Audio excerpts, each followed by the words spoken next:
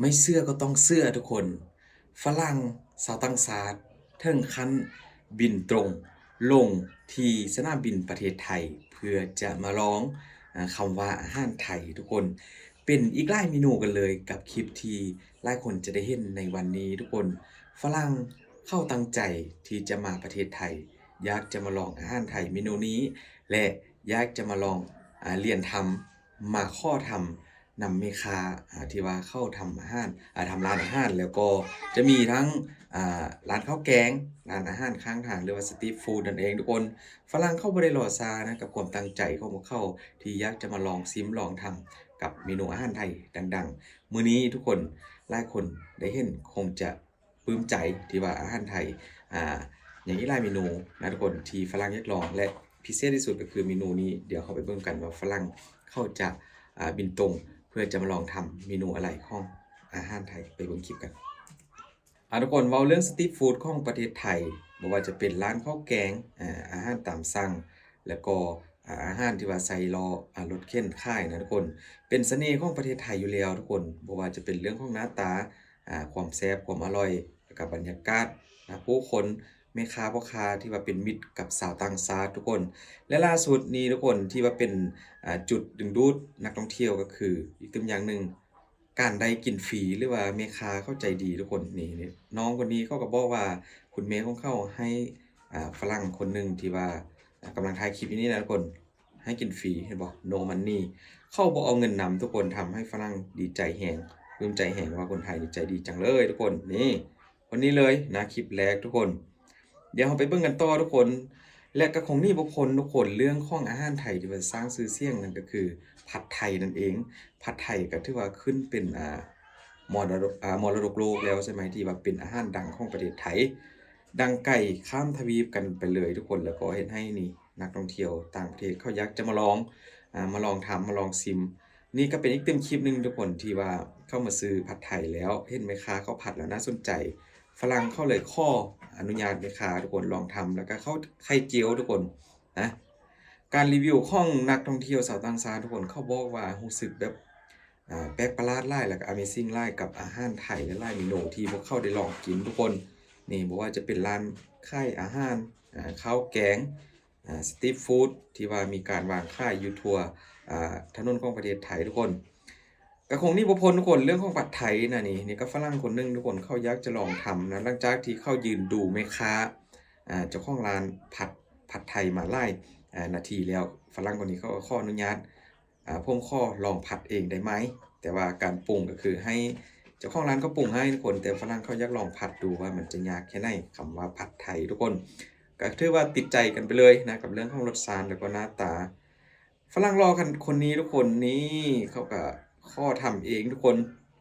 ตอนนี้ก็เป็นซอฟต์พาวเวอร์เป็นอย่างมากเลยกับเรื่องข้องผัดไทยกลับมาอีกครั้งทุกคนนี่นี่ก็บินตรงมาแบบข้อเรียนคอร์สเป็นคอร์สเรียนเลยทุกคนน่าจะเป็นโรงเรียนสอนการทำอาหารไทยทุกคนแต่ว่าสังเกตเลยว่าทุกหม้อทุกกระทะทุกคนเกือบ10คนนะฝรั่งที่เข้ามานี่ทุกคนก็คือข้อทำผัดไทยทั้งนั้นเลย นี่แหละผัดไทยดังไก่ข้ามทวีปกันอีกแล้วทุกคนนะว่าจะเป็นการตกแต่งหน้าตาหลังจากทำเสร็จทุกคนนี่โรยพริกโรยทั่วแล้วก็ใส่ถั่วงอกนะทุกคนปิดท้ายทุกคนปิดท้ายโดย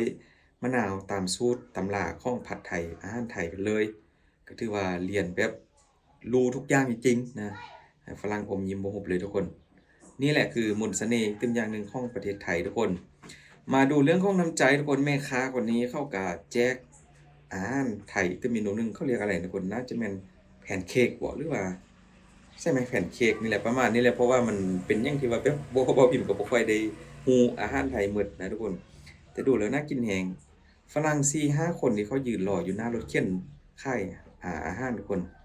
แม่ค้าคนนี้เขาแจกมาฟรีเลยเด้อทุกคนคลิปนี้โอ้โฮฝรั่งกับบ่รอช้ายิ้มหูกันเลยทุกคน มาต่ออีกตำราหนึ่งทุกคนก็คือเรื่องของหมูทอด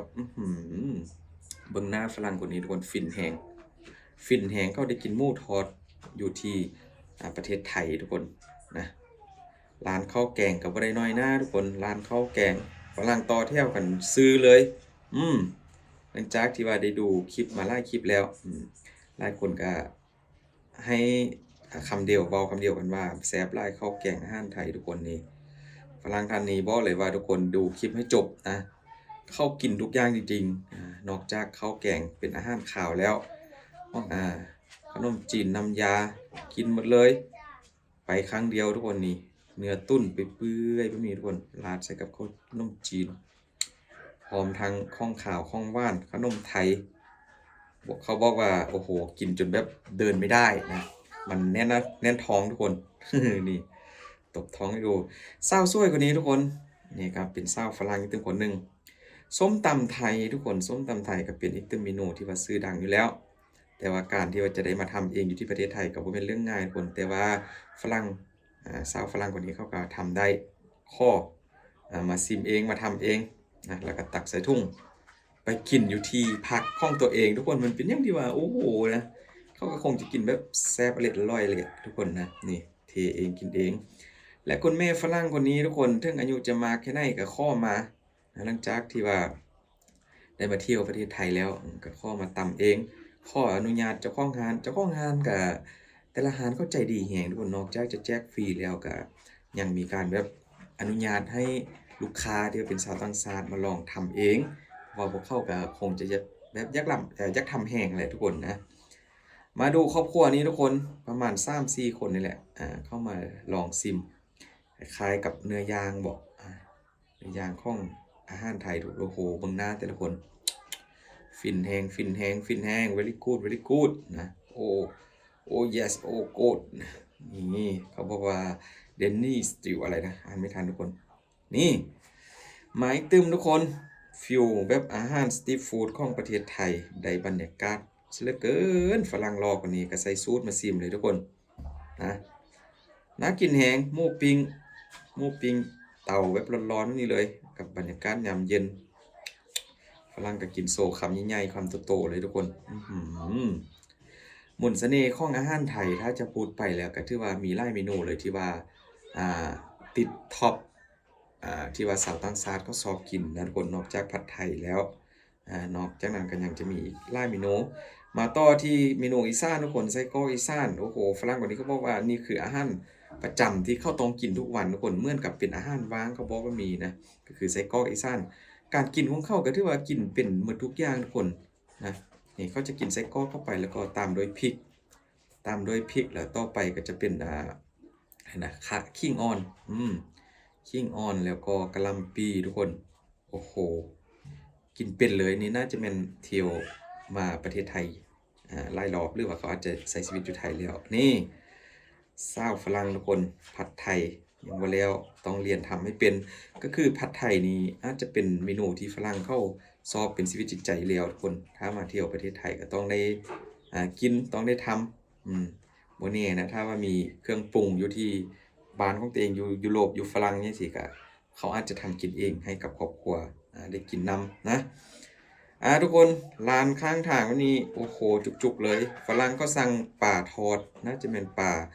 ทอดสมุนไพรหรือทอดกระเทียมนี่แหละโอ้โฮตัวใหญ่แรงทุกคนแล้วก็นั่งกินอยู่ข้างร้านแบบนี้เลยบรรยากาศเขารีวิวให้ดูว่าแต่ละคำที่ว่ากินเข้าไปมันโคตรฟินนะทุกคนฟินมากนี่กัดเข้าไป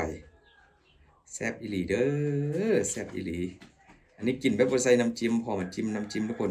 ยิ่งแซ่บเข้าไปอีกนะบรรยากาศก็ดีแฮงอยู่ที่เมืองไทยร้านสตรีทฟู้ดหลายๆแห่งแล้วก็ร้านข้าวแกงนะทุกคนขอถามความรู้สึกที่ว่าอ่าพี่น้องชาวไทยหลายๆคนที่ทำร้านอาหารไทยบ่หรือว่าพ่อค้าแม่ค้าที่ว่าทำร้านอาหารไทยถ้าว่าได้เบิ่งคลิปของคุณพิมพ์ตอนนี้การที่ว่าต่างชาติเข้ามาแล้วเข้ามารีวิวมาชิมอาหารไทยนี่อยากถามความรู้สึกว่าแต่ละคนมีความรู้สึกจั่งใดทุกคนนะคอมเมนต์บอกพิมพ์กันได้ทุกคนขอบคุณหลายๆทุกคนกับเรื่องราวดีๆที่เกิดขึ้นอยู่ที่ประเทศไทยกับชาวต่างชาติที่ตั้งใจขึ้นเครื่องบินตรงมาที่ประเทศไทยเพื่อจะมาชิมอาหารไทยแล้วก็มาเรียนทำมาเรียนรู้อาหารไทยหลายๆเมนูทุกคนพี่น้องชาวไทยหลายคนเห็นก็คงจะยิ้มปลื้มใจนะขณะว่าพิมพ์เองเป็นคนลาวก็จะปลื้มใจแทนเลยทุกคนขอบคุณหลายๆคนขอให้ทุกคนโชคดีเด้อทุกคนขอบคุณจริงๆ